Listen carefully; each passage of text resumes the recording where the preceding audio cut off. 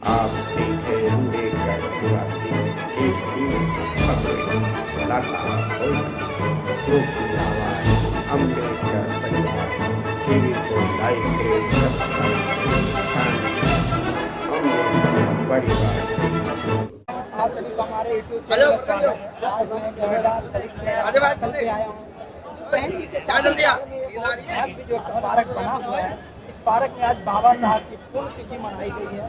तो आज के दिन बाबा साहब हम बहुजनों के बीच आज के दिन हम लोगों के बीच से अलविदा कहते चले गए। बाबा साहब के जो अनुयायी थे, बहुजन समाज पार्टी के जो कार्यकर्ता थे, यहाँ पे इकट्ठा हुए। मैं तो लगभग जहाँ तक कवर कर पाया हूँ न्यूज, लगभग काफी पब्लिक था, क्योंकि हम लोग कैमरा लेकर चल भी नहीं पा रहे, इतनी पब्लिक था। तो हमारे बीच में जो है काफी लोग हैं, तो मैं इनसे बात करूंगा, इनके परिचय लेंगे और ये कहाँ से आए हैं।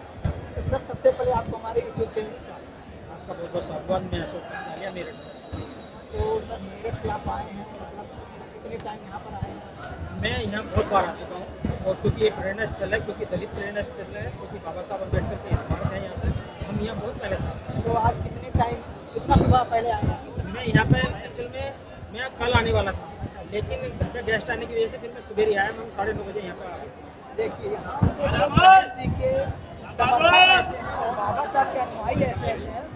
मेरठ, गाजियाबाद, बुलंदशहर, यहाँ तक कि सहारनपुर, मतलब उत्तर प्रदेश ले लो, पूरा भारत ले लो, यहाँ पे पूरे भारत के लोग आज आए हुए हैं। तो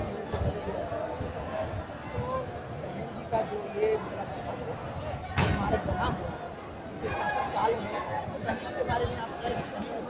बहन जी के बारे में, बहन जी बहुजन समाज पार्टी की राष्ट्रीय अध्यक्ष है, और शोषित पीड़ित वंचित बहुजन समाज के साथ साथ में सोन समाज के संरक्षक है। वर्तमान की बात है, वर्तमान में संरक्षक है, और उस जैसी लीडर, उस जैसी संरक्षक आज पूरी दुनिया में नहीं है। बिल्कुल जिस प्रकार से बहन जी की विचारधारा है, वही विचारधारा बाबा साहब अम्बेडकर की विचारधारा है, और वही विचारधारा भारतीय संविधान की विचारधारा है। और उसी विचारधारा को लेकर बहन जी संविधान के माध्यम से बाबा साहब को आज है माननीय प्रधानमंत्री जी भी आज नमन कर रहे हैं 6 दिसंबर। आज आप लोग यहाँ पर इकट्ठा हैं, पार्टी की ताकत को बताया, जैसे मतलब ये चुनाव का बहुजन समाज पार्टी जो किस तरीके से उभरेगी? सर, मैं जब भी लोग मतलब महापुरुषों की तिथियां आती हैं, जब भी मीडिया के लोग सवाल करते हैं कि बहुजन समाज ने अपनी ताकत दिखा रही है, बहुजन समाज पार्टी ताकत दिखा रही है, ये मीडिया की भूल है।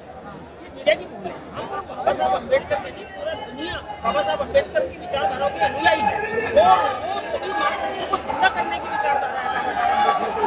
और ये तो आज यहाँ पे बहन जी ने आह्वान किया कि भाई वो कि एक मंडल की मीटिंग, मतलब यहाँ पे मंडल की मीटिंग, इतनी भीड़ तो यहाँ हर परिनिर्वाण दिवस पर होती है। जितनी आज यहाँ पे भीड़ है ना, उतनी तो भीड़ हर परिनिर्वाण दिवस पर होती है। यहाँ पर ये तो पार्टी के लोग बताएंगे कि कितने मंडल के लोग आए हैं। 6 मंडल की बात हुई, वो आपको जानकारी है, 6 मंडल की बहुत लोग आए हैं। 6 मंडल की बात हुई, 6 मंडल किधर जी जी, ऐसे ऐसे कई जगह कल से कौन जाओ ना जी।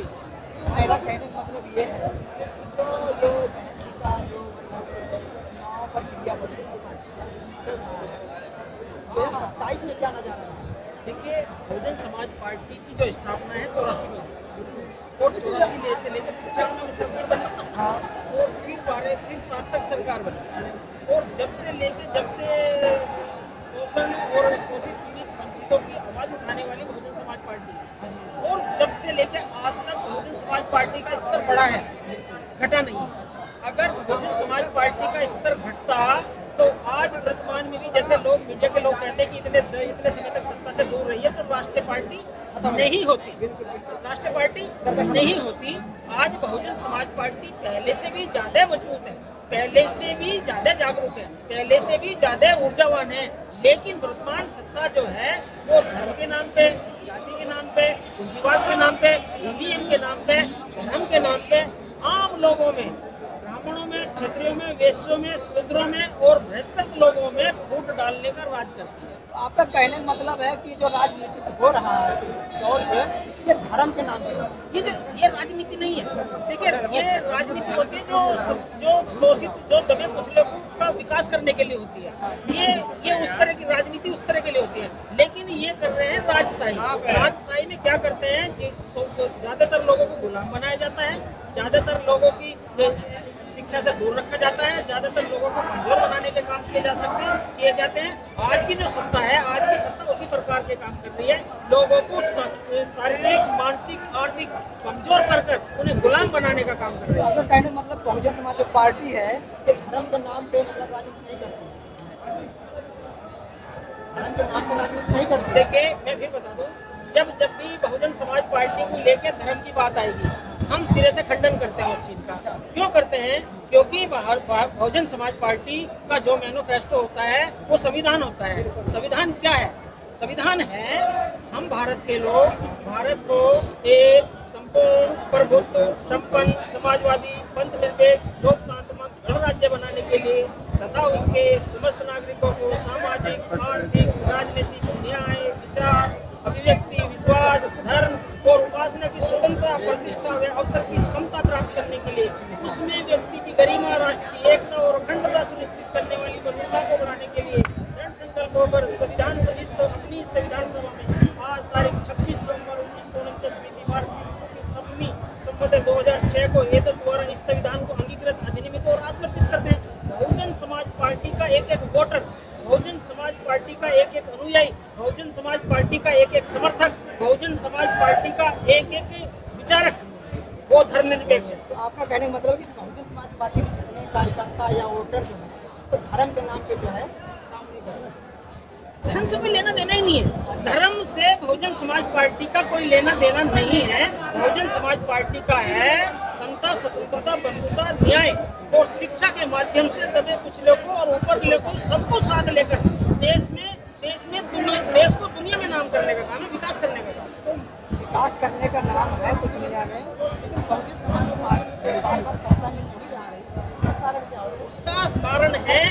उसका कारण है हम जैसे लोगों को, जो बाबा साहब अम्बेडकर के अनुयायी हैं, जब बाबा साहब अम्बेडकर ने हमें वोट का अधिकार दिया है मत पत्र के हिसाब से, हम जैसे नालायक लोग जो चुप बैठे हैं और ईवीएम का विरोध नहीं कर रहे हैं, ईवीएम से जो वोट डालने का काम कर रहे हैं, हम जैसे नालायकों की वजह से, सुनिए, हम जैसे नालायकों की वजह से आज मतपत्र लागू नहीं हो रहे हैं। जिस दिन हम जैसे नालायक लोग चुनाव को बहिष्कार की तरफ को लेके जाएंगे और क्या नाम है, या तो चुनाव मतपत्र से होगा, नहीं तो चुनाव नहीं होगा। अगर इस आधार पे पूरे भारत के जो लोग हैं, वो जो वोट के अधिकार वाले जो लोग हैं, अगर इस पॉइंट पे आ जाएंगे तो वो ईवीएम उस दिन ही बंद हो जाएगी। जिस दिन ईवीएम बंद हो जाएगी उस दिन तानाशाही, धार्मिक, जातिवादी, पूंजीवादी ताकतें उस दिन खत्म हो जाएंगी। ईवीएम पे जनता तो सवाल उठा रही है, लेकिन जो राजनीतिक पार्टियां ये राजनीतिक पार्टियां तो क्यों नहीं उठा रहा? मान्यवर साहब काशीराम ने कहा है कि अगर आपको शोषण, उत्पीड़न, अन्याय से बचना है तो आप अपनी सरकार बनाइए। जिसकी सरकार होती है उसका कोई शोषण, उत्पीड़न या उसकी कोई बात नहीं काट सकता। आज सत्ता केंद्र की हो या राज्य की सरकार हो, वो सत्ता में है, ताकत में है, और जितने भी संवैधानिक पद हैं सबको उन्होंने किया हुआ है, चाहे वो चुनाव आयोग हो, चाहे ईडी, सीडी, पीडी, जो कुछ भी हो, सबको उन्होंने अपने अधीन ले रखा है। आपका कहने का ईवीएम से चुनाव होगा तो क्या मतलब बहुजन पार्टी में कभी नहीं आएगी। बहुजन समाज पार्टी जब भी ईवीएम से चुनाव होगा वो नहीं आएगी। पूछो क्यों? वो इस वजह से नहीं आएगी, इस पूरे भारत के अंदर किसी पार्टी का अगर कोर वोटर है तो वो बहुजन समाज पार्टी का कोर वोटर है।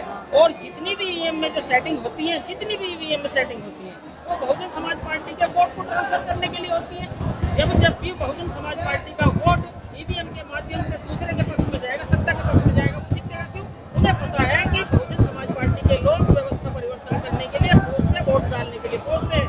नहीं तो इतनी जागरूकता और किसी समाज में नहीं है जो वोट डालकर व्यवस्था परिवर्तन करके सत्ता बनाने की ताकत रखता है। चलिए, आपसे बात करने के लिए बहुत धन्यवाद। तो